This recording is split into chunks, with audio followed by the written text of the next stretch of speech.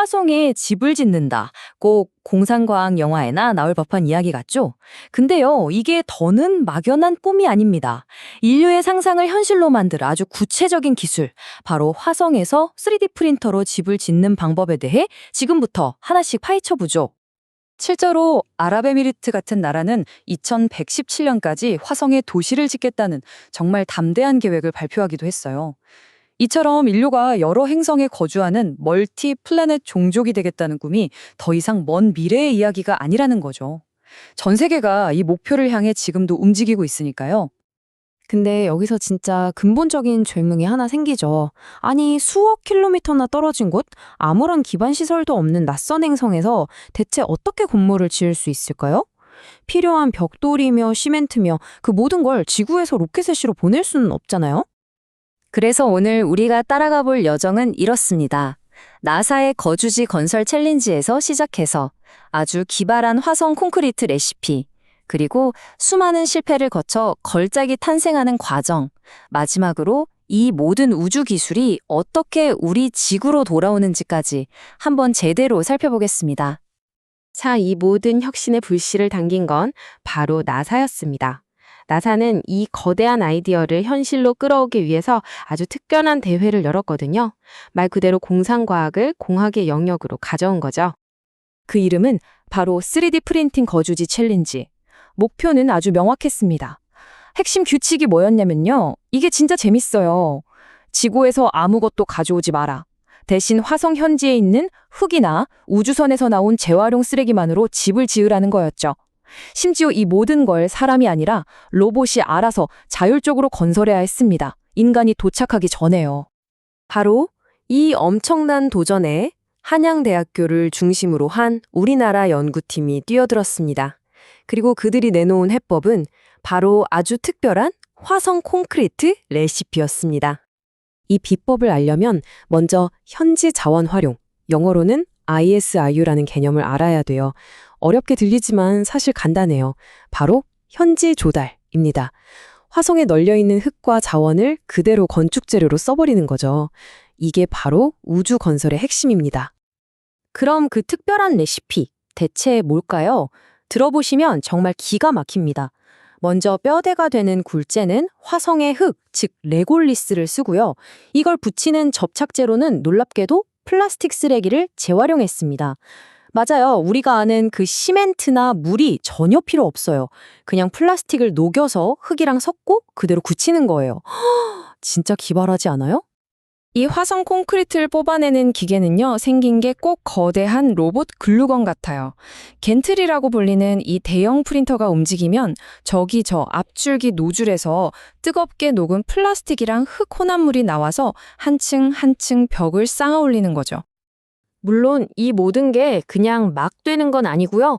건축 정보 모델링, 즉 빔이라는 아주 정교한 3D 디지털 설계도가 있습니다. 일종의 건축 내비게이션 같은 건데요. 이게 로봇 프린터의 모든 움직임을 1mm의 오차도 없이 착착 통제하는 겁니다. 하지만 여러분도 아시다시피 혁신이라는 게 그렇게 쉬울 리가 없죠. 이 멋진 아이디어를 현실로 만드는 과정, 결코 순탄치 않았습니다. 모든 위대한 발명이 그렇듯 수많은 실패가 뒤따랐죠. 이게 초기 테스트 결과인데요. 와, 엉망이죠? 온도가 너무 높았거나 아니면 속도가 너무 빨랐던 탓에 재료가 그냥 엿가락처럼 줄줄 흘러내리면서 그대로 주저앉아버린 거예요. 원하는 모양을 전혀 만들 수가 없었죠. 두 번째 시도는 더 엉망이었네요. 이번엔 노즐이 막히고 재료가 덩어리 져서 나오면서 층이 막 울퉁불퉁하게 쌓였어요. 이건 뭐 거의 지능놀이 수준이죠. 정밀한 제어가 얼마나 중요한지 제대로 보여주는 실패였습니다. 그래서 연구팀이 어떻게 했냐? 아주 과학적으로 접근하기 시작합니다. 속도랑 온도를 계속해서 바꿔가면서 최적의 조합, 그 스윗스폿을 찾아 나선 거죠. 처음엔 너무 빠르고 뜨거워서 녹아내렸고, 온도를 낮추니 또 다른 문제가 생기고, 수많은 시도 끝에 마침내 찾아냈습니다. 초당 12mm의 속도, 그리고 온도 220도. 바로 이게 황금 비율이었던 거죠. 그리고 마침내 이게 그 결과물입니다. 와, 진짜 감격스럽네요. 그 수많은 실패와 조정 끝에 완성된 3분의 1 스케일의 프로토타입이에요. 좀 전에 그 엉망진창이던 모습이랑 비교하니까 이 성공이 얼마나 대단하고 값진 건지 확 와닿죠? 자, 그런데 이야기는 여기서부터 정말 예상치 못한 방향으로 흘러갑니다. 화성에서의 생존을 위해 개발된 이 기술이 사실은 우리 지구에 더 큰 선물이 될 수 있다는 게 밝혀졌거든요. 연구팀이 계산을 해봤더니 이 기술로 4인 가족이 살 집을 짓는 데 드는 목표 비용이 얼마인지 아세요? 바로 1,500만 원. 네, 1,500만 원이요. 이게 말이 되나요? 화성을 위해 만든 기술이 지구의 저렴한 집을 위한 해법이 될 수 있다니 정말 놀랍지 않습니까? 비결은 바로 압도적인 효율에 있습니다. 한번 생각해 보세요. 우리가 아는 벽돌은 1200도가 넘는 뜨거운 가마에서 구워야 하잖아요. 운송도 복잡하고요. 근데 이 기술은요, 훨씬 낮은 180도 정도의 열로 재료를 녹여서 현장에서 바로 집을 찍어내는 거예요. 에너지도 탄소 배출량도 비교가 안 되게 줄어드는 거죠. 정리해볼까요? 시멘트 대신 주변에 널린 흙을 쓰고 골칫거리 플라스틱 쓰레기를 재활용하고 이산화탄소 배출은 확 줄이고 그러면서 건설은 더 빠르고 싸져요. 이건 뭐 지구의 환경 문제랑 주택 문제를 동시에 잡을 수 있는 엄청난 잠재력인 거죠. 실제로 연구팀 보고서에 이런 문장이 있습니다. 개발된 기술은 개발도상국을 위한 초저가 주택 건설에 활용될 수 있다.